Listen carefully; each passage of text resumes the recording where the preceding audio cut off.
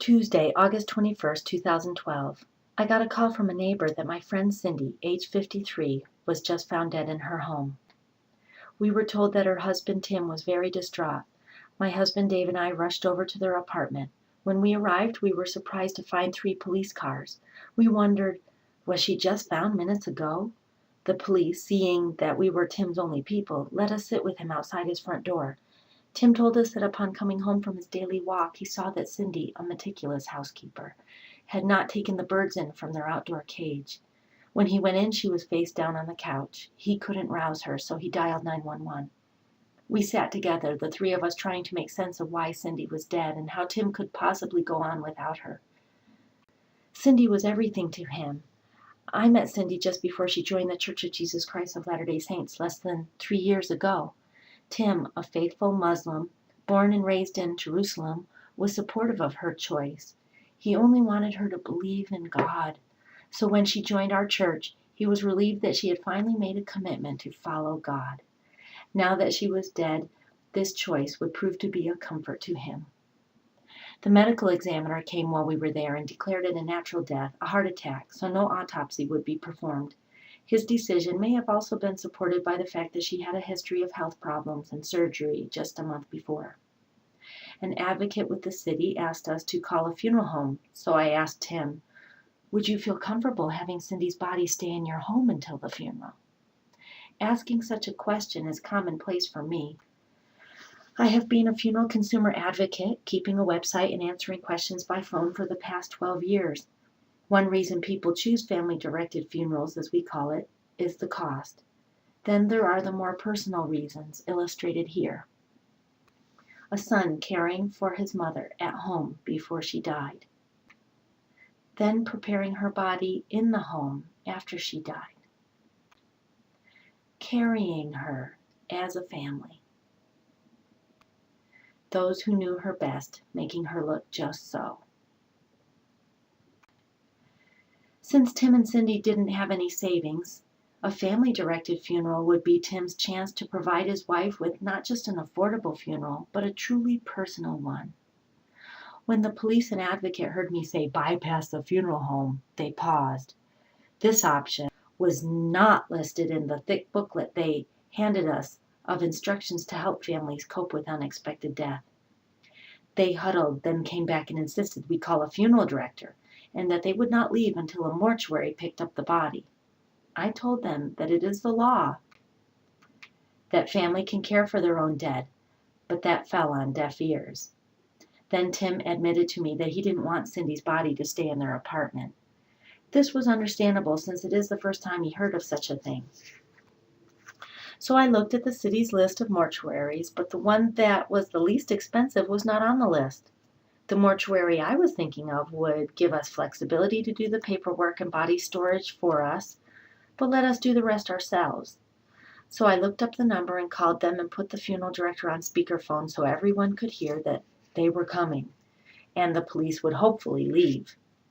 After the call, while my husband was speaking with a neighbor, I could see Tim in his home sobbing and pacing, so I began to step into the apartment. Cindy's body was still there on the floor in the front room. The officer came up behind me and said sternly, "Can I ask you to step out?" He then walked into the apartment and turned away from me. I asked, "Did you want to speak to me?" He said, "No, I want to speak to him." Then Tim asked in his strong Middle Eastern accent, "What do you want?" The officer said, "Nothing, I just want her out," pointing to me. I said, "What? What do you think I'm going to do?"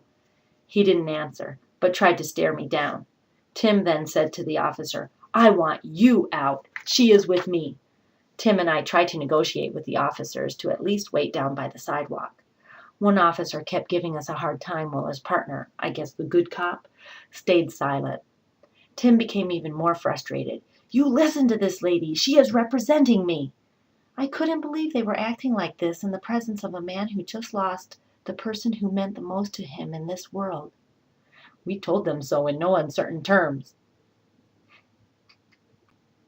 It wasn't until the next day that I realized I should have simply told the officer he could check out what I was saying at health.utah.gov/vital records, where the first sentence under how to file a death certificate reads, Utah law allows families to care for their dead without the services of a licensed funeral director.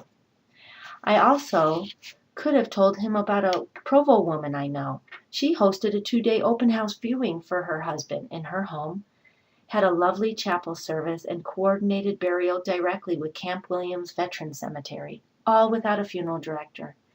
Since the military knew she would have to apply for an American flag for the casket through the post office, they showed support by sending a soldier to the door of her home to deliver her a flag in person. After another 10 minutes or so, the officers suddenly left. Headquarters must have confirmed that indeed we were right.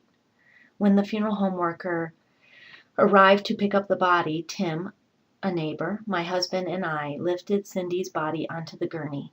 We covered her and buckled the straps. The men carried the gurney out the door and down the stairs to the vehicle. The next day, Wednesday, I explained to the funeral director over the phone that Tim had no money. So the funeral director pressed for cremation since it was obvious to him that the money was going to come from donations. Now, I'm the first to recommend cremation because it can help people to spend many times less than a typical whole body burial. But I respect people's wishes more, and Tim's one request, actually plea, was that the body not be desecrated in any way, and to him that meant embalming or cremation. He didn't want Cindy's body cut or burned. He repeated that many times, begging us to protect her body from invasion or cremation. I was sure that he would have nightmares for a decade if we didn't give Cindy a whole body burial. By 3 p.m., I talked to Cindy's mother and siblings, she never had children, and asked for donations. No one could afford to donate. I calculated that an historic pioneer cemetery 1 hour away would cost $1,500 less than our local city cemetery. I also knew that the funeral home was charging us less than $400 for their services, so I figured everything would come to slightly over $1,000. The bishop, our neighborhood congregation leader, was surprised. Actually, he was shocked. He said, if you can do it for that much, then the ward fast offering funds can pay for it. Fast offering is money from members of the congregation who donate the cost of the food they didn't eat while fasting 1 day a month. This money is typically used to help the poor pay for food, housing, and other needs. I reassured the bishop I could, so he turned to Tim and said, Tim, we will cover the cost of Cindy's burial. The fast offerings will pay for it. Tim cried and kissed the bishop and declared his undying love for the LDS people. So it was set. Now that we had money, and with Tim's permission, I was in charge of this funeral, my first in the entire 12 years I'd been providing information to others. We even had it lined up with Cindy's brother-in-law to drive the casket in his truck and to bring pallbearers. The next day, Thursday, Tim called in the morning. He said, crying hard, I want to see Cindy. I called the funeral director and he said Tim could view Cindy when I delivered her casket. This was a casket I had made myself. I have made several caskets over the years. I keep them in my home to supply families who are in immediate need. I charge just the cost of materials and my time. What compels me to do this? In 1994, I read an article about a man in New Hampshire who made a plain pine casket for his dad.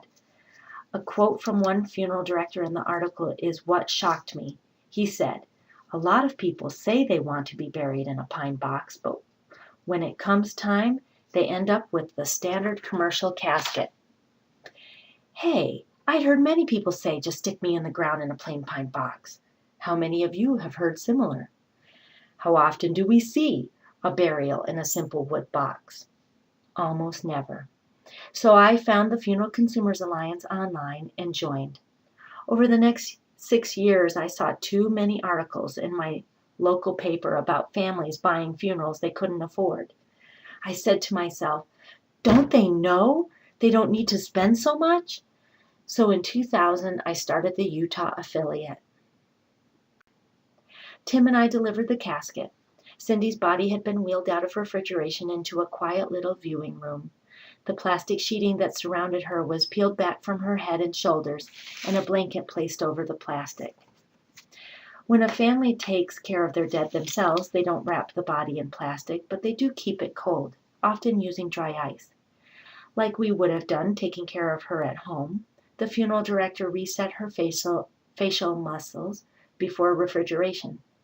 There was no smell. She looked relaxed and natural. Tim had a good cry and talked to Cindy and to God all he wanted. On the way home, Tim said he liked the casket inside the Subaru and preferred it over the open air of a truck. This is common that people have these feelings about the respectability of one vehicle over another.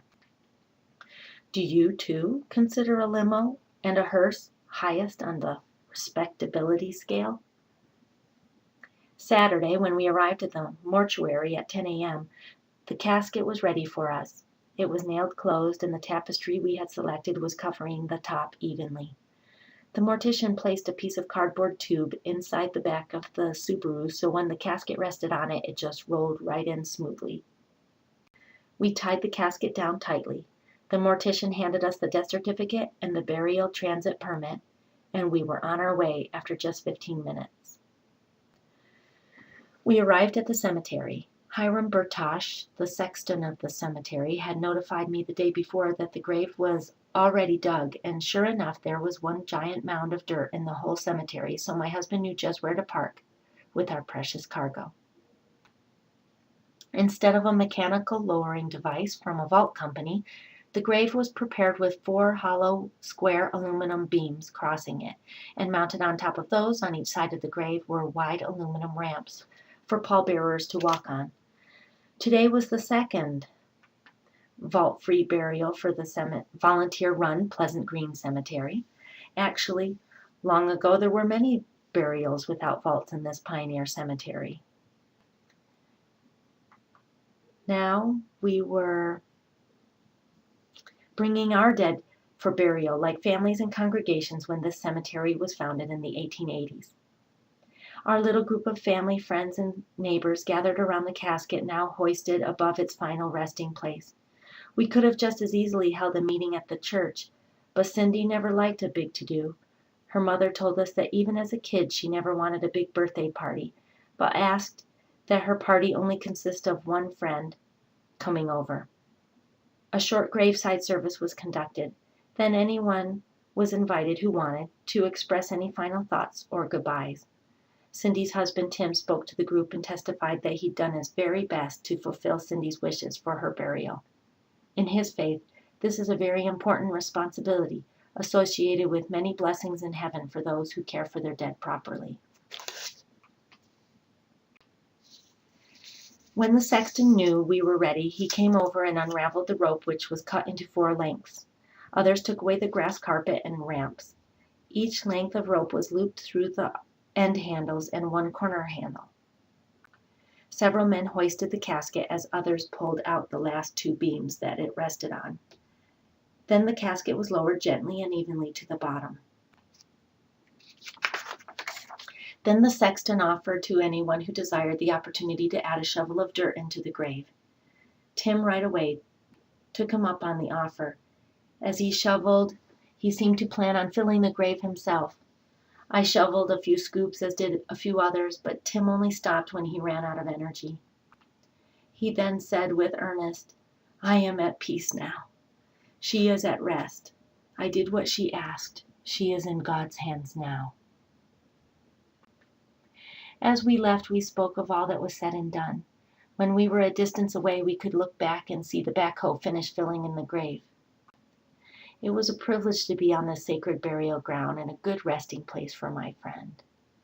The cemetery rules are pleasantly flexible for decorating graves, so each is different throughout the cemetery. Tim returned and placed this granite headstone that we ordered online. He also designed and placed the finishings of her grave with railroad ties and stones soon after. Tim, filled with gratitude for our help, donated nearly half of the proceeds of selling Cindy's possessions to the Funeral Consumers Alliance of Utah, so more families will know they can choose simple, meaningful, inexpensive funeral arrangements. He gave some to the church as well, but felt that the bulk should go to teaching everyone that funerals don't have to cost so much. He added, "When I move, I am going to talk to the people at the mosque about setting aside a room for families to care for their dead themselves." And he did.